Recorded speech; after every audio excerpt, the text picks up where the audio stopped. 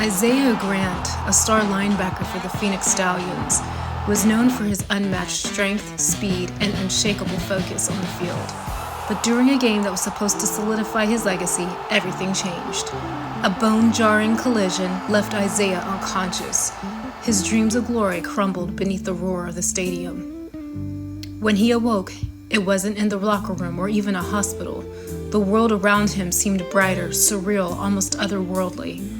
He felt disoriented, his mind foggy. But one thing was clear: football, the only thing he had ever lived for, was over. Back in his condo, the silence was deafening. Gone were the interviews, the practices, and the relentless grind of professional sports. Isaiah's days were now filled with the slow, painful process of physical and emotional recovery. He felt empty, aimless, until one sleepless night, his hand brushed over a dusty Bible on his shelf. Desperate for something to cling to, he opened it. The words of Isaiah 40:31 spoke to him. "But they that wait upon Yahuwah shall renew their strength.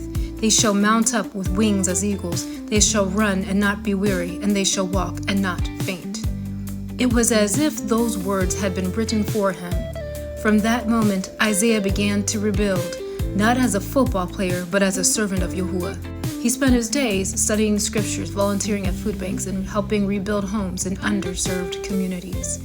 Months later, Isaiah was helping organize a charity event when the earth began to tremble.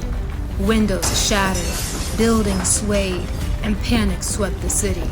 He rushed outside to see cars sliding down the hill toward a crowded intersection. A deafening crash stopped him in his tracks.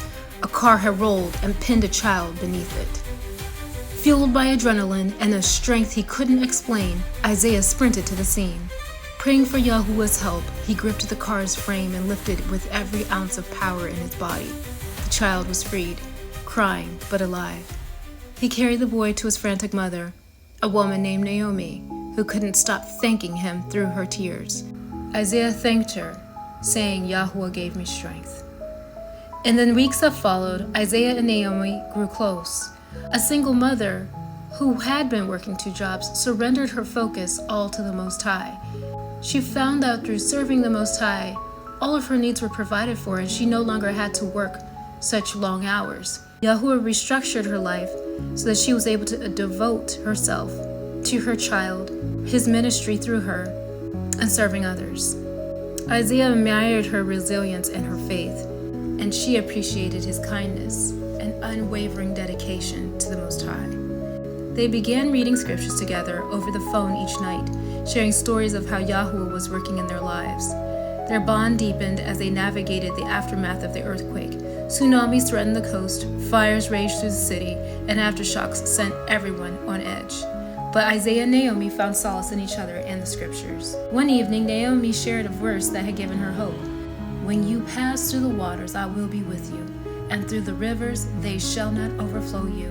When you walk through the fire, you shall not be burned, neither shall the flame kindle upon you." Isaiah 43:2. Isaiah held on to those words as more challenges arose.